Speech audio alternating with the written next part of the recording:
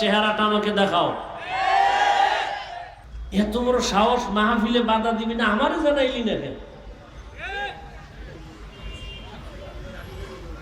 এত বড় বেয়াদব কে? তারে দেখবো।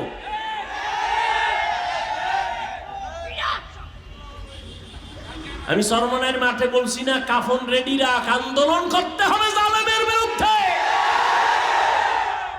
কোন বেয়াদবকে এক সেকেন্ডের জন্য আর এই বাংলাদেশে ছাড় দেওয়া হবে না। মুসলমানের আন্দোলন একবার না, বারবার জালেমের বিরুদ্ধে।